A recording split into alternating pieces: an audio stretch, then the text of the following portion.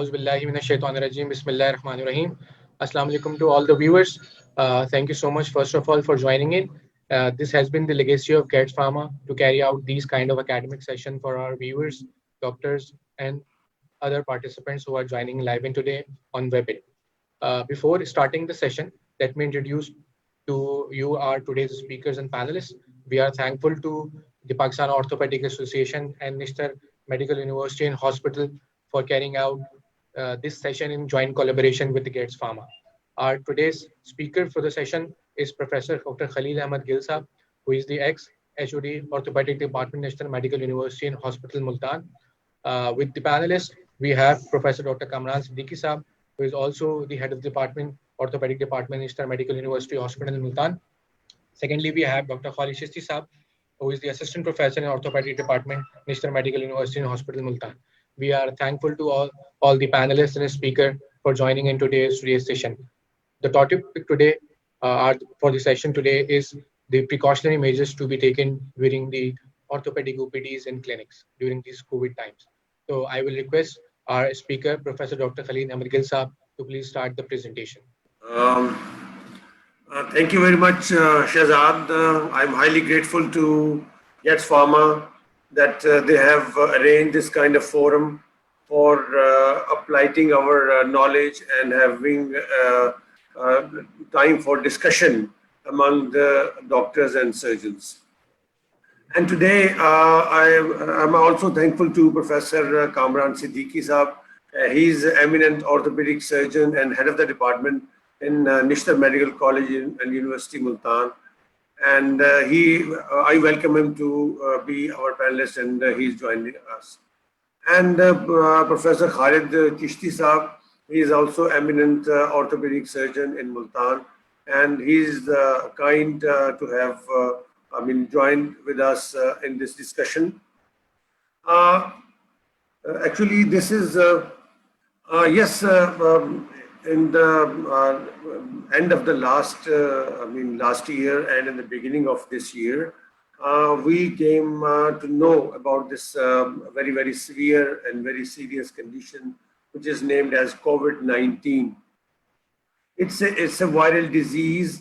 It is caused by a new strain of coronavirus, and it has come up as one of the lethal conditions of viral origin.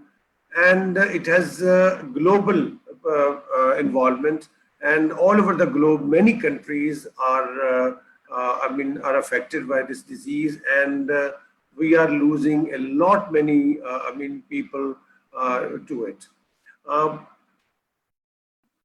If we look at the global impact, we can see that more than 10 million people till now have been reported to be having corona in their bodies, and more than 5 lakh of people have died.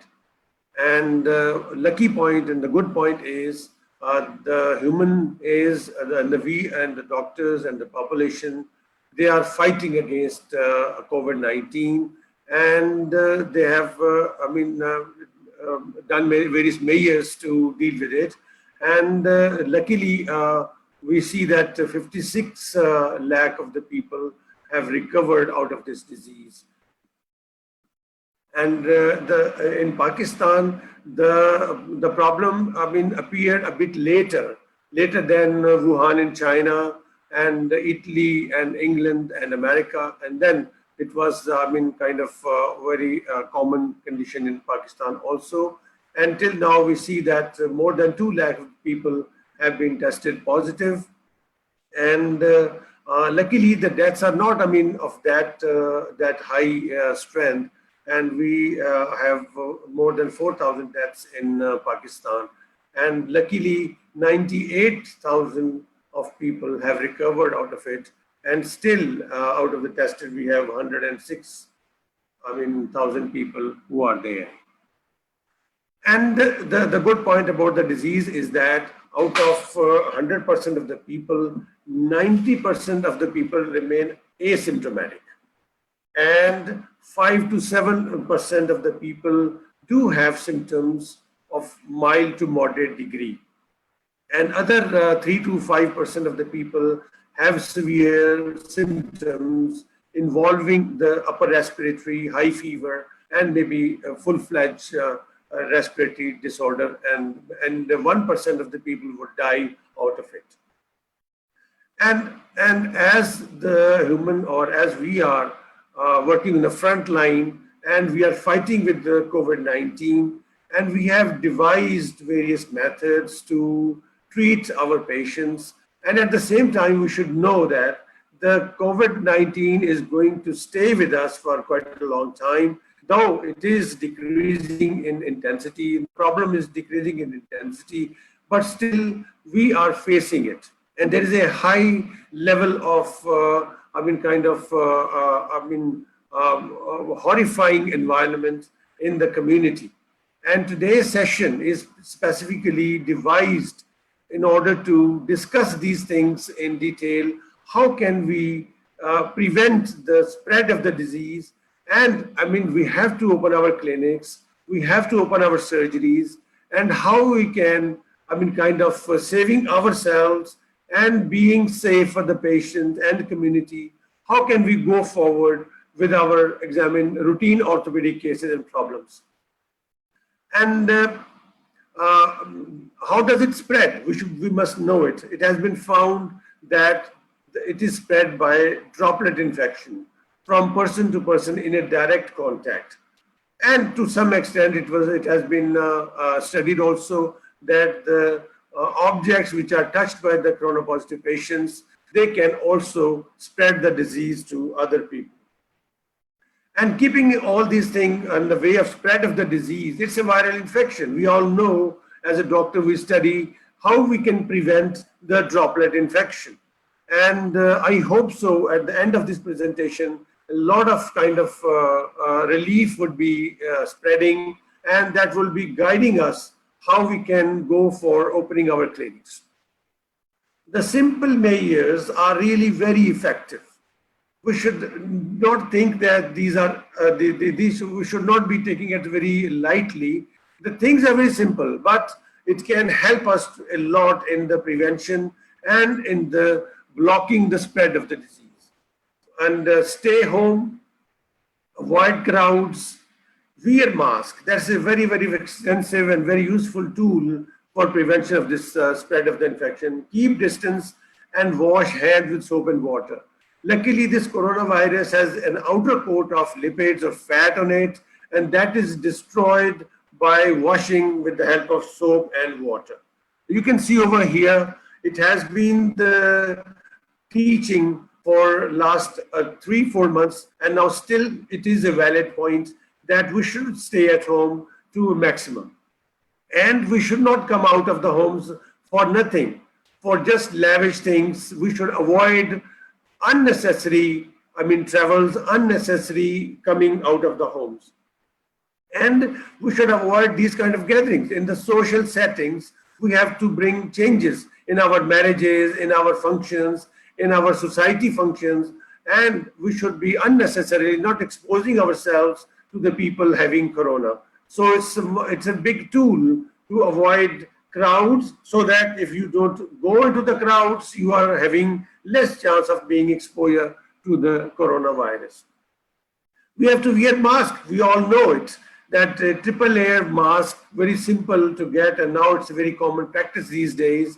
We should be having these masks in our practice, and we should be wearing in our clinics, and our patients and attendants, all of us should be wearing masks when we go out of home, and particularly when we are in clinics. So it can stop or it can prevent the infection spread up to 90% of the cases. And keep a distance. We have seen people around us that we have learning in our offices, in our mosques, in our small gatherings, in our hospitals, that this keeping distance is a very good tool to prevent droplet infection from spreading from one person to the other. And similarly, this washing hands with the soap and water is a very simple measure, but very effective, because it kills virus on one hand and cleans, and it's a more hygienic procedure on the other hand. This is a sort of posture that can be placed in the clinics in order to educate our people to visit, who are visiting in our clinics and our hospitals. And in Urdu, we can paste, we can kind of spread this kind of information to our people, to our masses, and also in our hospitals, at our homes, in our hospitals. We should be, spreading this kind of information in our patients. And this is again very, very effective kind of slide showing you various measures of masks and dress which we can opt for prevention of spread, the goggles over eyes, and we can cover ourselves with the particular dress in order to avoid getting the infection. And in a typical orthopedic clinic, what are the components? What are the things which we are going to change? As I said in the previous slides, that we have to live with COVID-19 for quite a long time. And we have to make our people aware of it. We as doctors have to adopt various measures. And what are those things? This is the list of things which we have to now change.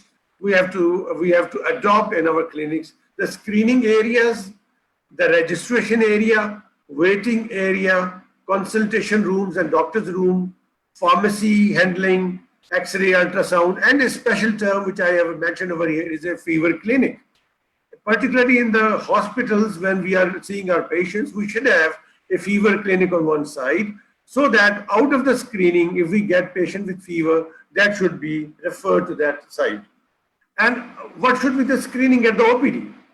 Near entrance, there should be a room or an area where the person standing with a mask should be standing, and he should be checking the temperature of every person. This is the measure we have adopted in our hospital, that temperature checking at the door is a must of the patient and the attendant. Everybody who is coming through must be checked with the distant temperature IR thermometer gun. Hand washing facility should be nearby, and alcohol-based sanitizers are very good, and we should have attached fever clinics. And this is the picture near the door. On the left-hand side is the door of entrance, and there is a big information which is displayed at the gate. That is very important, that we do not allow any person without mask going inside. He could be a personnel working in the hospital, he could be a patient, he could be an attendant. Nobody is going to inside. You can see over here, the person has stopped because he is not wearing mask. When he gets mask, then he is allowed to enter the hospital. This should be a constant practice. And many times we have to educate our patients, many a times, to make him understand the importance of the mask. And after this screening area, there should be the registration counter, and the attending person must be wearing the mask, and there should be marked distance of the people standing in front of the counter with the kind of 6 feet distance. And the person sitting in the counter must be very prompt, checking in the mask, and also responding to the patient very quickly, so that unnecessary crowding should be avoided. And the number of patients to be examined must be spaced and must be limited. And another thing which is very common in Indo-Pak in Pakistan, we see in our clinics that with one patient, there could be a whole family which has come on for the checking of that patient. So we should educate our patient that additional attendants should not be allowed to enter the hospital. They should be staying outside in their vehicles. And any person detected with a history of fever, or he must be asked if he has in the past 3, 4, 5 days any fever, he should be separated from the normal, coming people. And if there is a history of dealing with a COVID patient.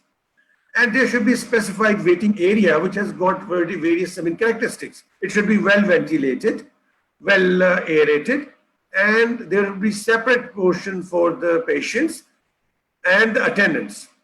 And there must be displayed relevant material in the office. There should be standees bearing various instructions with the prevention of the COVID-19.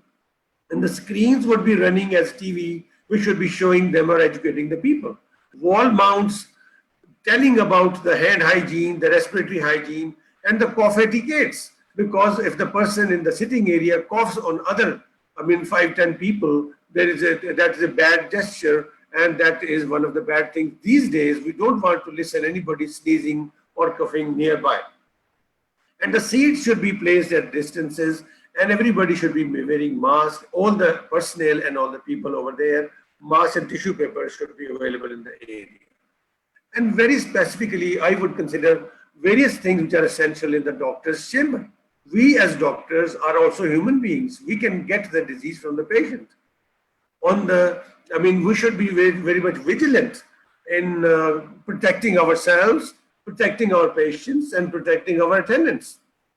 And we should make sure that the patient should not be without mask, attendant should not be without mask. And preferably there should be no attendant with him. But if at all needed, we can have one attendant.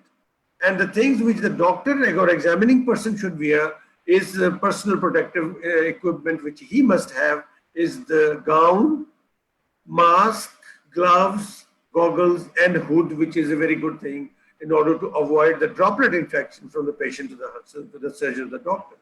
And at the table, he should be frequently sanitizing his hand, which is alcohol-based. And at times, you can see in this screen that there is a patient side and the doctor side, a screen which is intervening between the doctor and the patient. Between the doctor and the patient. And the hand washing facility should be in the office also. And while talking, while conversation with the patient, the droplet infection can spread. So a hood in front of the surgeon and a separating slide or between the curtain between the patient and the doctor is very good tool to prevent this infection. Another very important thing is we have to educate ourselves. We should be properly taking history first with all our tools, and while examining, we should not be talking with the patient because that is the most vulnerable period in which the person is dropping drops on us. So take the history, have a conversation with the patient, and then while examining the patient, one must not talk very frequently. Least talking should be there. And the room should be air ventilated, and the flow of the air should not be from the patient to the doctor. It should be from the doctor's side to the patient's side. And this is my chamber. I can show you while sitting over there. The least thing which you can do is a cap, a mask, a goggle, and the mask and the gown and gloves. This is the least thing we can wear. In addition, we can go for hood. In addition, we could go for a separate screen with separating the patient from the doctor. And we should discourage the abundance of visitors. One patient, one visitor policy should be adopted, and all should be using masks. And children and elderly patients should not be allowed to enter your clinic in the hospital.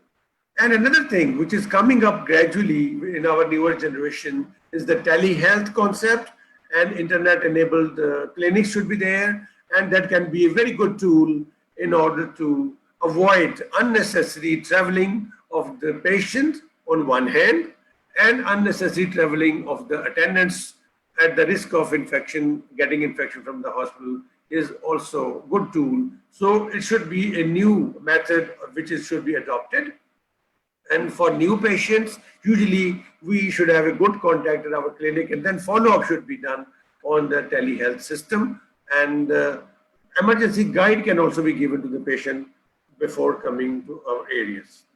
Thank you very much. This is how we can protect ourselves, and we can protect the spread of infection from person to person. These are various measures which are important. Very simply, they can be adopted in our routine in order to avoid the spread of infection.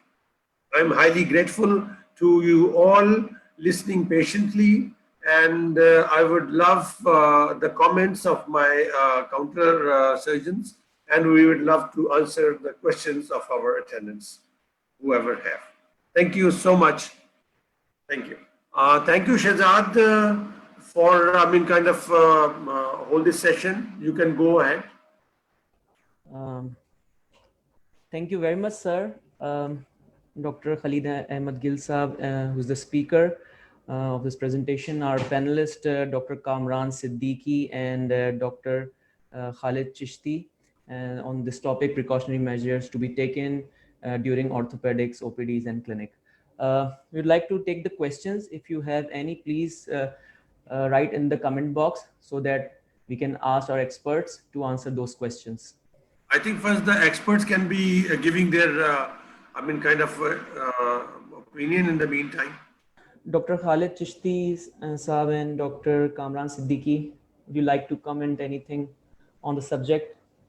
Ji, Assalamu alaikum, Dr. Kamran. Ji, walaikum salam, Dr. Kamran Siddiqui. Just very few comments because it was a very comprehensive and elaborate presentation by Professor Khalid Sahib. And I think he covered all the aspects, major and minor, what a clinician has to do, not only in orthopedic practice, but also elsewhere also. So I just few comments that somehow I have found myself and other also that these basic measures, which are very important, but we tend to forget these measures sometimes. The basic measure to start with. So I will just re-emphasize what Professor Saab has said, that all these minor things are very important, because starting from entering into the clinic ourselves and the monitoring of the patients and the attendants outside should be so elaborate that we should assume that every patient and every attendant is COVID positive unless proved otherwise.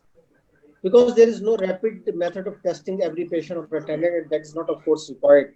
But the quick monitoring by temperature gun and the other measures and taking a brief history by the person sitting outside the hospital can screen to some extent the high-risk patients and attendants, and they can be requested to get them tested before entering into the relevant clinic or the hospital.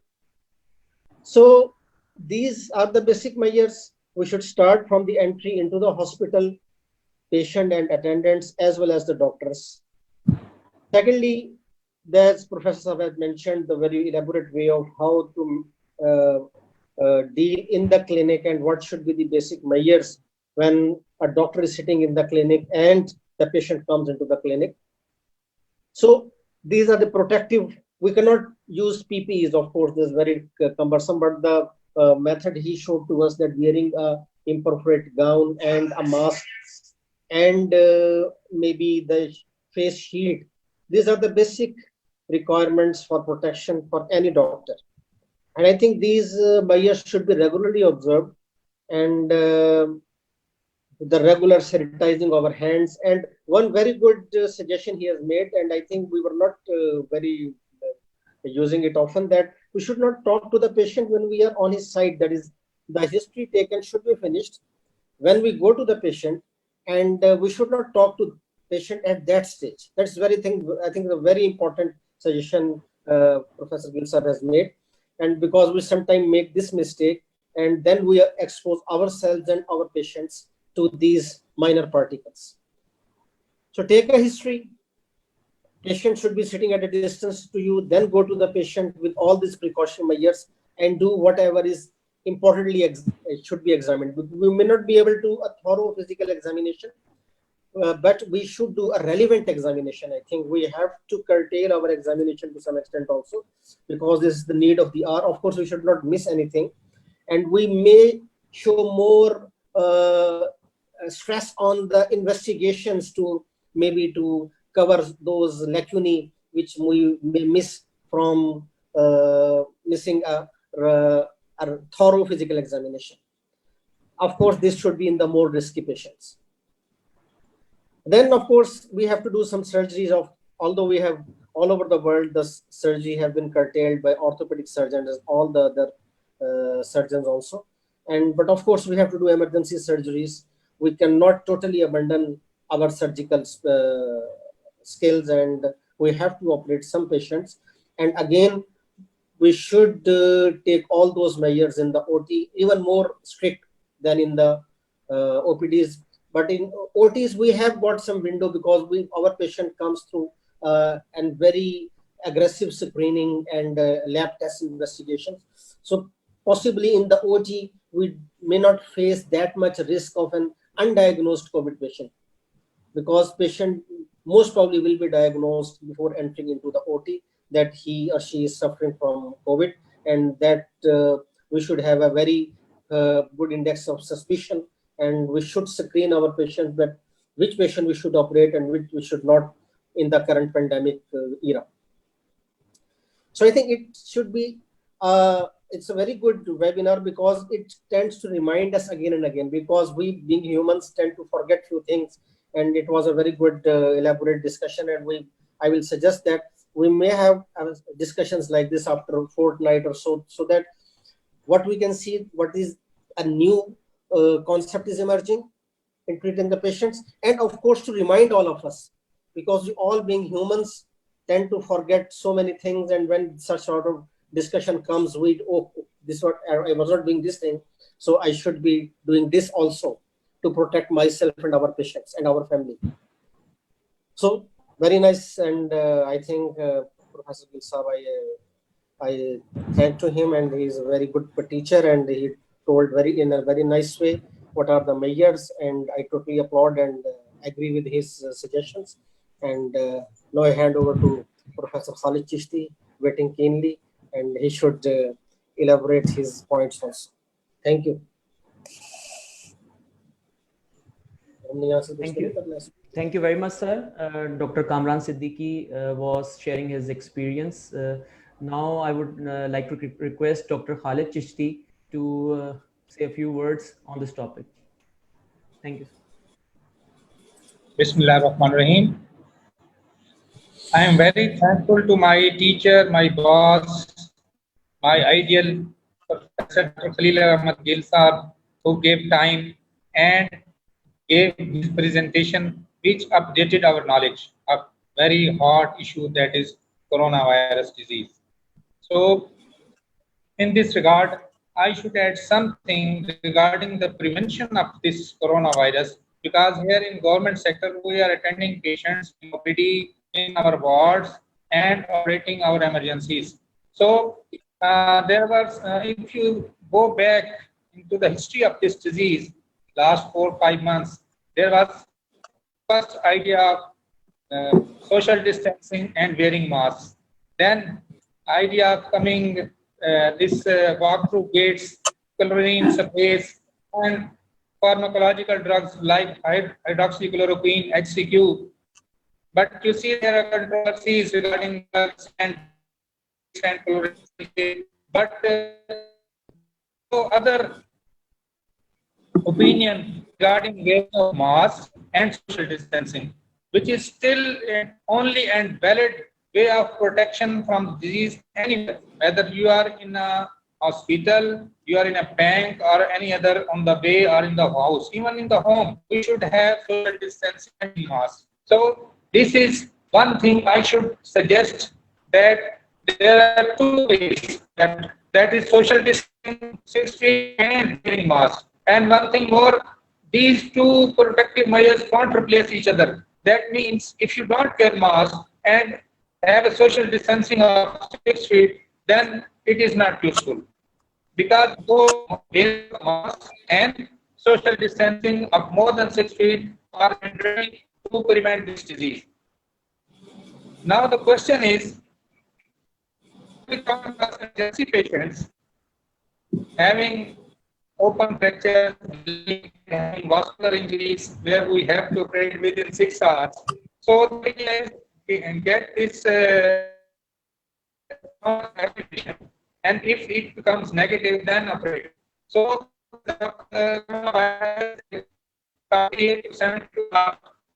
we cannot create in emergency patients. Number 1. Number 2.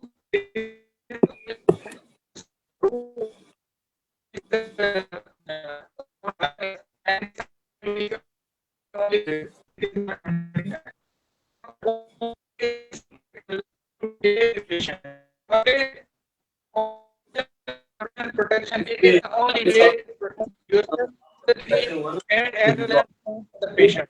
So in the end, I thank all my guests, and I must thank This rising team get farmers who have made this good platform for sharing of our knowledge less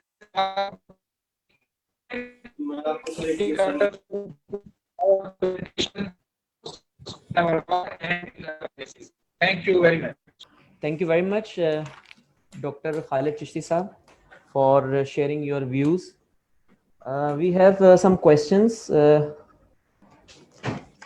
What SOPs attendants of old patients should follow for visiting clinics? One patient per attendant. If patient is having low imagery, he is not mobile, then we allow one attendant to accompany the patient. First of all, preference should be that minimum passage of patient to everywhere. So, but we have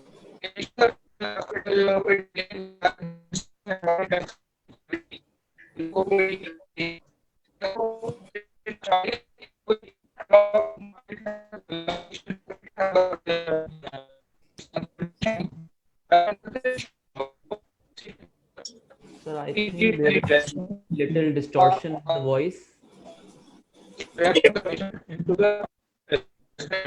So in this way, we reduce the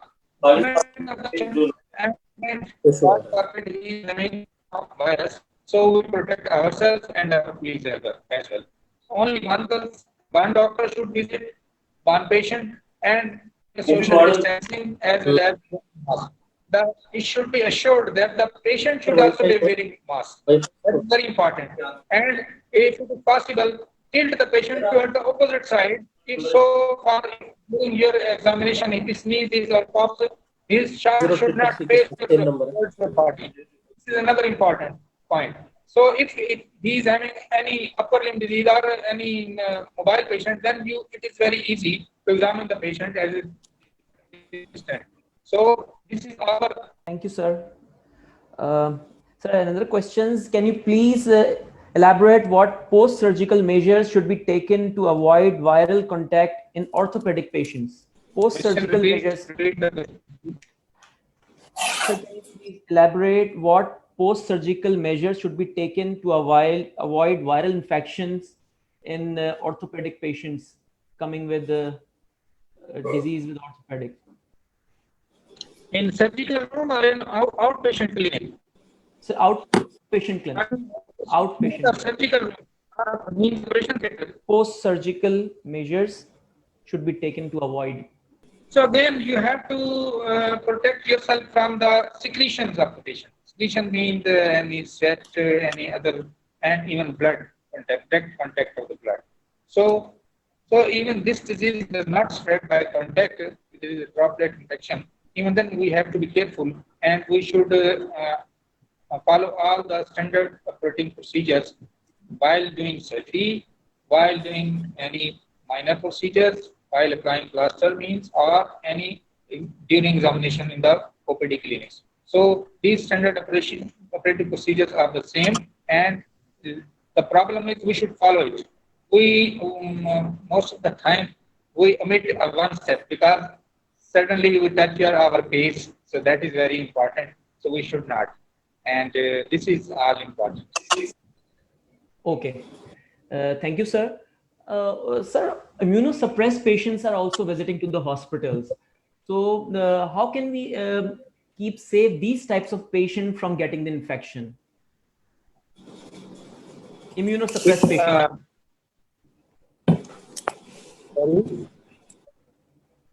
Your voice is too low. Sir, immunosuppressed patients are also visiting to the clinics and hospitals. How can we keep safe these patients from getting the infection? Yes, very important question. These immunosuppressed patients are those in our OPD clinic, those having rheumatoid arthritis. They are on steroid therapy for long time and having immunosuppressive therapy like immunosuppressive drugs. So they are very prone to develop this disease, and particularly all the diabetics, old age people, even they are not having this immunosuppressive therapy, they are again susceptible for getting this infection, and their mortality rate in these patients is very high. So we have to be very careful. So ask the patient if it is very important to visit hospital, like a patient having fracture and needs any intervention, then he should visit clinic. Otherwise, patient may look at only they are having knee pain and shoulder pain and joint pain. We are updating our chronic hospital. For that person, we should minimize coming visit of the patients in our hospital, because they are in the hospital where they come across there are people, because the government sector there is a big hospital, Shikari hospital. I am talking of my hospital. So they are very susceptible to get this disease. So yeah, that's why their visit to be minimized. This is the only way to minimize. Otherwise, if you come across this virus, there is no remedy for them. Thanks. Okay. Thank you, sir. I would like to thank our speaker, Dr. Khalid Ahmed Gil Saab, Dr. Kamran Siddiqui, and Dr. Khalid Chishti Saab, who are the panelists for this session. The precautionary measures to be taken during orthopedic OPDs and clinic. We have also addressed the questions asked from the audience. So thank you very much for all the participants and our speaker and the panelists. And thank you very much. Yes, I'm grateful to Gets Pharma for arranging this forum, and I'm highly grateful to our panelists, Professor Kamran Siddiqui and Dr. Khalid Chishti. And they have answered the questions very nicely, and this is definitely updating the knowledge of our viewers and our sharers. I hope in the next fortnight or in next month, we should go ahead with the special reference to the surgical patients, whom to operate, whom not to operate, and how to operate, what are the precautionary measures for surgeons in order to, prevent the spread of the disease. Thank you so much. Thank you so much. Thank you very much all. Thank you very much. Allah Hafiz. Allah Hafiz. इसमें दो चीज़ें थोड़ी सी शहजाद के level पे करने